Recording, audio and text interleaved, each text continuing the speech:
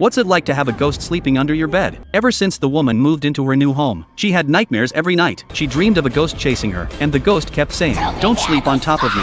She woke up in a cold sweat, convinced this apartment was haunted, and that a corpse might be hidden under the bed. She bent down to look, but found nothing underneath. Completely empty. But then she noticed something odd. The mattress looked off. It had clearly been flipped over. She lifted it up, and sure enough, there were bloodstains underneath. So it really was a murder house. No wonder weird things kept happening since she moved in. But she had no choice. She was running from an abusive husband, and had to bring her daughter with her, with very little money. This was the only place she could afford. She never imagined the whole building was haunted. There was also John, who acted strange. He was the grandson of the grocery shop owner, and even though he wasn't blind, he always covered one eye, because he had a yin-yang eye. He could see things normal people couldn't. Every time John delivered water to her apartment, he saw something dark and dirty, but when she watched him rush out in a panic, she never understood why. Not until the nightmares got worse, and she saw the blood beneath the mattress, did she realize the house was unclean. She rushed to find the exorcist living in the building, and begged him to perform a ritual, to release the trapped spirit in her home. Only then could she and her daughter stay safely. But even after the ritual, the terrifying events didn't stop. She kept hearing a clock ticking from inside the walls. Curious, she ripped off the wallpaper, and discovered a drawing of the 6 realms of reincarnation. She ran to find the landlord, but he'd been hospitalized with a sudden heart attack. Only his grandson Jack was around. Jack went with her to check the scene, and said it was probably just a prank by the last tenant. But the woman wasn't so sure, so she went upstairs to ask the neighbors on the 8th floor, but there was no one living up there. The massage lady told her Unit 808 had been sealed off for years. There was probably a murder there. The whole floor had been vacant since. Cold sweat dripped down her back. Just then, the elevator doors opened, but the woman didn't have the yin-yang eye. She couldn't see what was really happening. She stepped inside, and the elevator broke down.